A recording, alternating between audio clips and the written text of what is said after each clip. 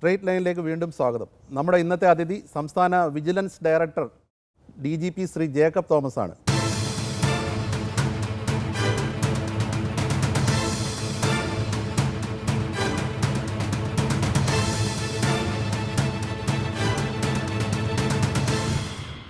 ഒരു സർക്കാർ ഉദ്യോഗസ്ഥൻ ആ പദവിയിൽ തുടരാൻ കേരളത്തിലെ ജനങ്ങൾ ആഗ്രഹിക്കുക, അതൊരു അപൂർവ അംഗീകാരമാണ്. ഒരുപക്ഷെ ജേക്കബ് തോമസിനെ പോലെ അത്തരത്തിലുള്ള ഒരു പിന്തുണ ജനങ്ങളിൽ നിന്ന് ലഭിച്ചിട്ടുള്ള ഉദ്യോഗസ്ഥന്മാർ വേറെ ഉണ്ടോ എന്ന് പോലും സംശയമാണ്. ഔദ്യോഗിക തിരക്കുകൾക്കിടയിലും സ്ട്രെയിറ്റ് ലൈനുമായി സംസാരിക്കാൻ അദ്ദേഹം സമയം കണ്ടെത്തി. കൗമുദി TV-യിലേക്ക് സ്വാഗതം Shri Jacob Thomas. Thank you. ആദ്യമേ ചോദിച്ചോട്ടെ, വിജിലൻസ് ഡയറക്ടറുടെ കസേരയ്ക്ക് ഇപ്പോൾ ചെറിയൊരു ആട്ടമുണ്ടോ? കസേരയ്ക്ക് ആട്ടമുണ്ടെങ്കിലും ഡയറക്ടർക്ക് ആട്ടമില്ല. ഇല്ല. അതായത് താങ്കളുടെ ഈ കസേരയിൽ, അതായത് വിജിലൻസിൻ്റെ തലപ്പത്ത് ഈ സർക്കാർ നിയമിക്കുമ്പോൾ ജനങ്ങൾക്ക് വലിയ സന്തോഷമാണ്. പക്ഷേ രണ്ട് ചോദ്യങ്ങളാണ് അന്ന് അവശേഷിച്ചത്. അതായത് എത്ര നാൾ അങ്ങ് ഈ കസേരയിൽ ഇരിക്കും, അങ്ങേ എത്ര നാൾ സർക്കാർ ഇരുത്തും? ഈ സിവിൽ സർവീസിൽ പലപ്പോഴും പല കുഴപ്പങ്ങളും ഉണ്ടാകുന്നതിൻ്റെ ഒരു കാരണം ഈ കസേരയിൽ ഇരിക്കേണ്ടതിനേക്കാളും കൂടുതൽ കാലം ഇരിക്കാൻ വേണ്ടി ചിലർ വ്യഗ്രത കാണിക്കുമ്പോഴാണ്. അപ്പോൾ അങ്ങനെ ഒരു ആഗ്രഹം സിവിൽ സർവീസിലുള്ളവർക്ക് ഇല്ല എന്നുണ്ടെങ്കിൽ സിവിൽ സർവീസ് വളരെ വളരെ മെച്ചപ്പെട്ട് അവരിൽ നിന്ന് എന്താണോ ജനം ആഗ്രഹിക്കുന്നത് അത് പൊതുസമൂഹത്തിന് കിട്ടും. പൊതുവെ അതുമായിട്ട് അനുബന്ധമായിട്ടുള്ളൊരു ചോദ്യമാണ്. പല കസേരകളിലും അങ്ങ് സ്ഥിരമായിട്ട് ഇരിക്കാറില്ല എന്ന് പറഞ്ഞു കേൾക്കാറുണ്ട്. അത് ഇരിക്കാത്തതാണോ ഇരുത്താത്തതാണോ? ഇത് രണ്ടുമല്ല. ഓരോ ദൗത്യങ്ങൾ എന്ന് പറയാമല്ലോ, കസേരകളെ നമ്മൾ വേറൊരു മാനേജ്മെൻറ്റ് റോൾ അല്ലെങ്കിൽ മിഷൻ ദൗത്യങ്ങൾ എന്നൊക്കെ പറയുമ്പോൾ കുറച്ച് കഴിയുമ്പോൾ നമുക്ക് തന്നെ തോന്നും ഇവിടെ നമ്മളൊരു ഫിറ്റല്ല. നമ്മളുടെ ഓരോരുത്തർക്കും ഓരോ താല്പര്യങ്ങളുണ്ടാവുമല്ലോ. ഇപ്പോൾ ഒരു ജേർണലിസ്റ്റ് തന്നെയാണെങ്കിലും ചിലർക്ക് ചില വിഷയങ്ങൾ കൈകാര്യം ചെയ്യാൻ താല്പര്യം ഉണ്ടാവും. അപ്പം അങ്ങനെയൊക്കെയുള്ള ചില വിഷയങ്ങൾ നമുക്ക് ചിലപ്പോൾ താല്പര്യമില്ലാന്ന് തോന്നിയാൽ പിന്നെ അവിടുന്ന് അധികകാലം അവിടെ ഇരിക്കാതിരിക്കുന്നതല്ലേ നല്ലത്, ആഗ്രഹിക്കാമല്ലോ. അപ്പോൾ അതുകൊണ്ട് അങ്ങനെയും വരാറുണ്ട്. വിജിലൻസിൻ്റെ പ്രധാനമായ ഉത്തരവാദിത്വം അഴിമതി അന്വേഷിക്കുക, കണ്ടെത്തുക എന്നുള്ളതാണ്. സംസ്ഥാനത്ത് ഇപ്പോൾ കഴിഞ്ഞ 6 മാസമായിട്ട് ഒരു പുതിയ സർക്കാരാണ് ഭരണത്തിലെത്തിയിട്ടുള്ളത്. അതേ തുടർന്നാണ് താങ്കളും വിജിലൻസിൻ്റെ മേധാവിയെ വന്നത്. സംസ്ഥാനത്ത് അഴിമതി കൂടിയോ കുറഞ്ഞോ? സംസ്ഥാനത്ത് ആദ്യമായിട്ട് അഴിമതിക്കെതിരെ ഒരു പ്രഖ്യാപിത നയമുണ്ടായി. ഇതിനു മുമ്പൊക്കെ അഴിമതി നിരോധന നിയമമുണ്ട്, അത് നടപ്പാക്കാനൊരു സംവിധാനമായിട്ട് vigilance and anti corruption bureau ഉണ്ട്, വിജിലൻസ് കോടതികളുണ്ട്, അത് മാത്രമേ ഉണ്ടായിരുന്നുള്ളൂ. പക്ഷേ സർക്കാരിന് ഒരു പ്രഖ്യാപിത നയം അഴിമതിക്കെതിരെ ആദ്യമായിട്ടാണ് കേരളത്തിലുണ്ടാകുന്നത്. അത് ജൂൺ 24-ാം തീയതി ഈ അസംബ്ലിയിൽ ഗവൺമെൻറ് പ്രഖ്യാപിച്ചു, അല്ല ഗവർണർ പ്രഖ്യാപിച്ചു. ആ പ്രഖ്യാപനത്തെ പ്രഖ്യാപിച്ചു, 0 tolerance to corruption which will be visible and which will be felt by everyone. എന്ന് വെച്ച് കഴിഞ്ഞാൽ അത് വിസിബിൾ ആയിരിക്കും, അത് എക്സ്പീരിയൻസ് ചെയ്യും. പക്ഷേ നയം നടപ്പാക്കാൻ തുടങ്ങിക്കഴിഞ്ഞാൽ അത് ഒരു ദിവസം കൊണ്ട് അതിൻ്റെ നയത്തിൻ്റെ എഫക്റ്റ് വരില്ലല്ലോ. തീർച്ചയായിട്ടും തുടക്കം കുറിക്കാൻ കഴിഞ്ഞു. ആ പുതിയ നയം നടപ്പാക്കി തുടങ്ങി. ഒരു വിജിലൻസിൻ്റെ കാര്യക്ഷമമായ പ്രവർത്തനത്തിന് ഏറ്റവും അത്യന്താപേക്ഷിതമായിട്ടുള്ള അതിലെ ആവശ്യത്തിനുള്ള ജീവനക്കാരുടെ കാര്യത്തിലാണ്. മതിയായ അന്വേഷണ ഉദ്യോഗസ്ഥരില്ല വിജിലൻസിൽ നിന്നുള്ളൊരു വാർത്തകളൊക്കെ പത്രങ്ങളിൽ വരുന്നുണ്ട്. എന്താണ് സാറിന് പറയാനുള്ളത്? ഒരു സ്ഥാപനത്തിൽ പോലും മതിയായ റിസോഴ്സസ്, വിഭവങ്ങൾ ഒരിക്കലും ഉണ്ടാകാറില്ല. പണം, ആൾക്കാർ, ബിൽഡിങ്ങിൻ്റെ സ്പേസ്, അങ്ങനെ അല്ലെങ്കിൽ കസ്റ്റമേഴ്സ് ഇതൊക്കെ പറയുന്നൊന്നും ഒരിടത്തും നമുക്ക് ആവശ്യത്തിന് ഒരു സ്ഥാപനത്തിലും ഉണ്ടാവില്ല. പിന്നെ ഉള്ളവരെ വെച്ച്, ഉള്ള ബഡ്ജറ്റ് വെച്ച്, ഉള്ള സ്പേസ് വെച്ച് അത് നമ്മളുടെ ദൗത്യം എന്താണോ അത് ചെയ്യുക എന്നുള്ളതാണല്ലോ ഒരു മാനേജറുടെ ഒരു കഴിവ് അല്ലെ പാഠം എന്ന് പറയുന്നത്. അത് ചെയ്യാനാണ് വിജിലൻസ് ഇപ്പോൾ ശ്രമിക്കുന്നത്. പക്ഷേ ചില അന്വേഷണങ്ങൾ, ഉദാഹരണത്തിന് ടൈറ്റാനിയം കേസ്, കാരുണ്യ കേസ്, ബാർ കോഴ കേസ്, ഇതെല്ലാം അന്വേഷണങ്ങളെ ഉദ്യോഗസ്ഥന്മാരുടെ ഒരു അഭാവം കൊണ്ടോ അല്ല ചിലർ അവധി പോയതുകൊണ്ടോ ഒക്കെ താൽക്കാലികമായിട്ട് നിലച്ചിരിക്കുകയാണെന്നും വാർത്തകളുണ്ട്. ഈ അവധി എന്ന് പറയുന്നത് ചില വ്യക്തിപരമായ കാര്യങ്ങൾ കൊണ്ട് ചില ഉദ്യോഗസ്ഥർ 15 ദിവസം, ഒരാഴ്ച, ഒരു മാസമൊക്കെ അവധി എടുത്തിരിക്കും. ആ അവധി എടുക്കുന്ന സമയത്ത് ചില ഡെഡ് ലൈൻ ഉള്ള ചില കേസുകൾ നമ്മൾ വേറൊരു ഉദ്യോഗസ്ഥന് കൊടുത്തെന്നിരിക്കും. അങ്ങനെ ഡെഡ് ലൈൻ ഇല്ലാത്ത ചില കേസുകൾ നമ്മൾ ആ ഒരാൾ വരുന്നത് വരെ നിൽക്കട്ടെ, കാരണം ഒരു കണ്ടിന്യൂറ്റിയുടെ ഒരു പ്രശ്നമുണ്ടല്ലോ. അപ്പോൾ അതുകൊണ്ട് ചിലപ്പോൾ നമ്മൾ കൊടുത്തില്ല എന്ന് വരും. അതൊരു മാനേജ്മെൻറ്റിൻ്റെ ഒരു ഇഷ്യൂ എന്നല്ലാതെ അതുകൊണ്ട് വിജിലൻസിൻ്റെ ഈ നയം നടപ്പാക്കുന്നതിനെ ഒരു വിധത്തിലും അഫക്റ്റ് ചെയ്തിട്ടില്ല. പക്ഷേ ഒഴിവുള്ള തസ്തികകൾ നികത്തി തരേണ്ട ഒരു ഉത്തരവാദിത്തം സർക്കാരിനില്ലേ? അതാണ് കാരണം. ഇതിനെതിരെ ഒരു അഴിമതിക്കെതിരെ ഒരു നയം കൊണ്ടുവരുന്നു, നല്ല രീതിയിൽ മുന്നോട്ട് പോകാൻ ആഗ്രഹിക്കുന്നു എന്ന് പ്രഖ്യാപിക്കുന്നു. അപ്പോൾ അതിനുള്ള ഒരു സാഹചര്യം ഒരുക്കുന്ന ഉത്തരവാദിത്വം സർക്കാരിൻ്റെ അല്ലേ? ഞാനതിനെ കാണുന്നത് ഏത് സാഹചര്യത്തിലും ഒരു അഴിമതി രഹിത സദ്ഭരണം കേരളത്തിൽ ഉറപ്പാക്കുക എന്നുള്ള ദൗത്യം നടപ്പാക്കാനുള്ള ഉത്തരവാദിത്വം വിജിലൻസിനുണ്ട് എന്നുള്ളതാണ്. അത് ആളുകൾ കുറച്ചുകൂടെ കുറഞ്ഞാലും ശരി വിജിലൻസ് ആ ദൗത്യം ചെയ്യും. ആളുകൾ ഉണ്ടെങ്കിലും ഇല്ലെങ്കിലും അതെങ്കിലും ചെയ്യും, തീർച്ചയായിട്ടും ചെയ്യും, മുന്നോട്ട് പോകും. പക്ഷേ അതിനിടയിൽ ഈ വിജിലൻസിൻ്റെ അന്വേഷണത്തിന് അല്ലെങ്കിൽ ചില പുതിയ മന്ത്രിമാരെക്കുറിച്ചോ അല്ലെങ്കിൽ മന്ത്രിമാരുടെ പേരിലുള്ള അഴിമതിയെക്കുറിച്ചുള്ള അന്വേഷണത്തിനും വേഗം പോരാ എന്നൊരു വിമർശനം കോടതിയിൽ നിന്നുണ്ടായി.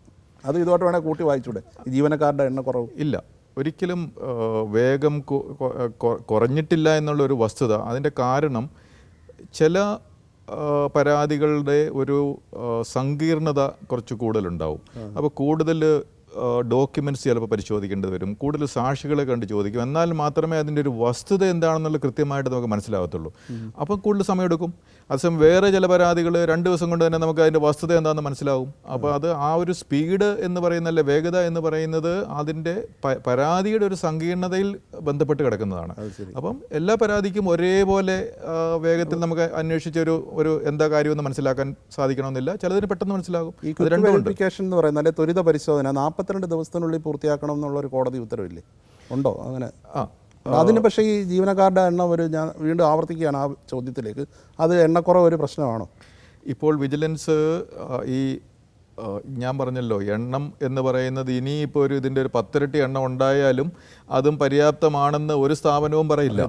അപ്പോഴും നമ്മൾ പറയും ഇതിൽ ഇനി കുറച്ചുകൂടെ കിട്ടിയാൽ കൊള്ളാമായിരുന്നു എന്ന് പറയും. അത് എല്ലാ സ്ഥാപനങ്ങളിലുമുള്ള ഒരു പ്രവണതയാണ്. അത് ലോകത്തെല്ലായിടത്തും അങ്ങനെ പ്രവണതയുണ്ട്. അപ്പം ഉള്ള ആളുകളെ വെച്ച് എങ്ങനെ കാര്യക്ഷമമായിട്ട് ഈ സമയത്തിനുള്ളിൽ അന്വേഷണങ്ങളും നമ്മൾ ചെയ്യേണ്ട മറ്റു ജോലികളും ഒക്കെ പൂർത്തിയാക്കാമെന്നുള്ളതാണ് വിജിലൻസ് ശ്രമിക്കുന്നത്. ആ ശ്രമത്തിൽ വിജിലൻസ് വിജയിച്ച് തന്നെയാണ് നിൽക്കുന്നത്. ഒരിടത്തും ഒരു വീഴ്ച പറ്റിയിട്ടില്ല. ചിലപ്പോൾ കോടതികൾ പറയുന്നത് ചിലപ്പോൾ പറയുന്നുണ്ടാകാം, പക്ഷേ കോടതികളും അത് ആവശ്യത്തിന് സമയം നമുക്ക് അനുവദിച്ചു തരുന്നുണ്ട്. ആവശ്യത്തിന് സമയം അനുവദിച്ചു തരുന്നുണ്ട്. അതുകൊണ്ട് ഒരു കുഴപ്പം ഇതുവരെ ഉണ്ടായിട്ടില്ല. ഈ വിജിലൻസിന് വേണ്ടത്ര ഉദ്യോഗസ്ഥന്മാരെ നൽകാത്തതിൽ അല്ലെങ്കിൽ വേണ്ടത്ര ഫണ്ട് ലഭ്യമാക്കാത്തതിൽ ധനകാര്യ വകുപ്പിൻ്റെ പാര വല്ലതും ഉണ്ടോ? ഇല്ല, അങ്ങനെയൊന്നുമില്ല. പ്രത്യേകിച്ച് ധനകാര്യ വകുപ്പിൻ്റെ ചുമതല വഹിക്കുന്ന ശ്രീ KM എബ്രഹാമാണ്. അതുകൊണ്ടുകൂടി ചോദിക്കുക. ഇല്ല, അങ്ങനത്തെ ഒരു പ്രശ്നവും. ആവശ്യത്തിന് ഫണ്ട് വിജിലൻസിന് ഇപ്പോൾ ഉണ്ട്. ഒരു കാര്യം ചെയ്യുന്നതിന് ഫണ്ടിൻ്റെ ഒരു അഭാവത വിജിലൻസിന് ഒരിക്കലും ഇല്ല.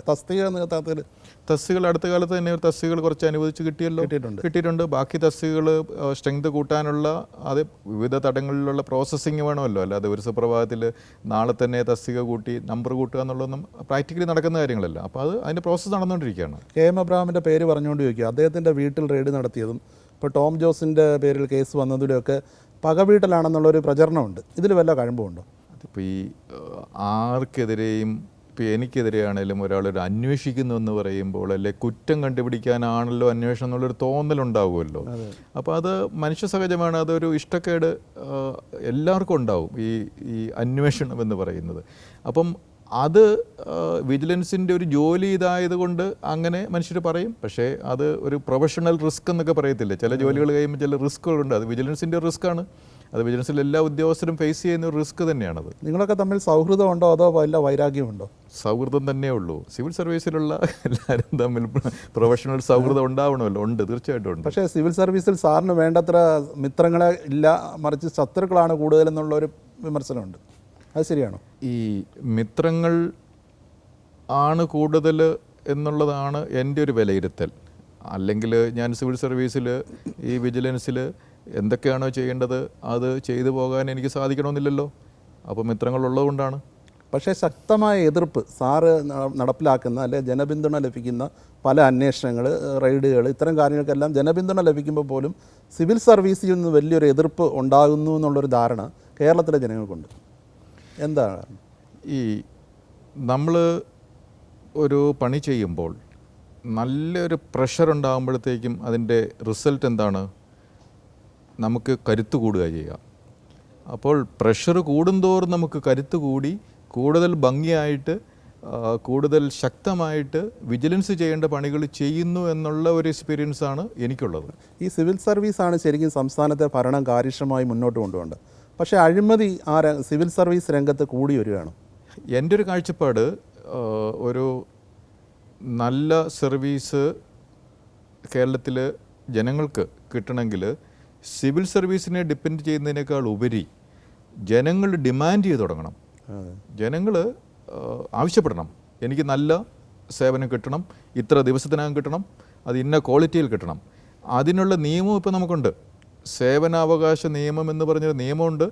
ഓരോ വകുപ്പുകളും എന്തൊക്കെ സേവനങ്ങളാണ് പൊതുസമൂഹത്തിന് കിട്ടേണ്ടതെന്നുള്ളത് ലിസ്റ്റ് ചെയ്തിട്ടുണ്ട്, സമയപരിധി നിശ്ചയിച്ചിട്ടുണ്ട്. ആ സമയപരിധിക്കുള്ളിൽ കിട്ടിയില്ലെങ്കിൽ ഒരു അപ്പീൽ അധികാരിയുണ്ട്. ഒന്നാം അപ്പീൽ അധികാരി ഇത്ര ദിവസം ചെയ്തില്ലെങ്കിൽ രണ്ടാം അപ്പീൽ അതെല്ലാം നമുക്ക് വ്യവസ്ഥ ഇപ്പോൾ ഉണ്ട്. പക്ഷേ ജനങ്ങൾ ബോധവാന്മാരല്ല അതേക്കുറിച്ച്. അതുകൊണ്ട് ജനങ്ങൾ അത് മനസ്സിലാക്കി ഡിമാൻഡ് ചെയ്യണം.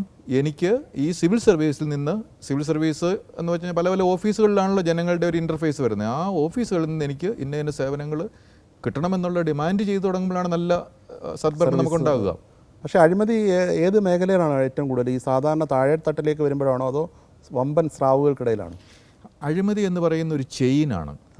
അത് ഒരിടത്ത് മാത്രമേ ഉള്ളെന്നോ അല്ലെങ്കിൽ ഒരു വകുപ്പിൽ മാത്രമേ ഉള്ളെന്നോ അല്ലെങ്കിൽ ഒരു വകുപ്പിൻ്റെ തന്നെ ഒരു തലത്തിലേ ഉള്ളൂ എന്ന് നമുക്ക് ഒരിക്കലും പറയാൻ പറ്റില്ല. അതൊരു ചെയിനാണ്, കറപ്ഷൻ ചെയിൻ. അത് ആ ചെയിൻ എന്ന് പറയുന്ന അറിയാമല്ലോ, അത് ബന്ധപ്പെട്ട് കിടക്കുകയാണ്. ആ കണ്ണികളിൽ ചെറുതും വലുതുമായിട്ടുള്ള ഉദ്യോഗസ്ഥന്മാരും ഉണ്ട്. ഈ ചെയിനിൽ വലിയ എന്താ പറയുക, ആ ഒരു എന്താ പറയുക, ഈ കണ്ണികളും ചെറിയ കണ്ണികളും എല്ലാം കൂടെ ഉള്ള ഒരു കോംപ്ലക്സ് നെറ്റ്വർക്കാണ്. ആ ഒരു അൺഹോളി നെക്സസ്, അതിൽ രാഷ്ട്രീയക്കാരുമുണ്ട്. അല്ല, ഈ അഴിമതി എന്ന് പറയുന്നത് ഈ പണം എന്ന് പറയുന്ന സർക്കാർ ഉദ്യോഗസ്ഥന്മാർക്ക് ശമ്പളമായിട്ട് കിട്ടുന്ന ട്രഷറിയിൽ നിന്ന് കിട്ടത്തുള്ളൂ. അതിൻ്റെ അകത്തൊന്നും നടക്കത്തില്ലല്ലോ. പിന്നെ ഈ അഴിമതിയായിട്ട് കാണിക്കുന്ന പുറത്തുനിന്നുള്ള മനുഷ്യരാണല്ലോ ഇത് കൊടുക്കേണ്ടത്.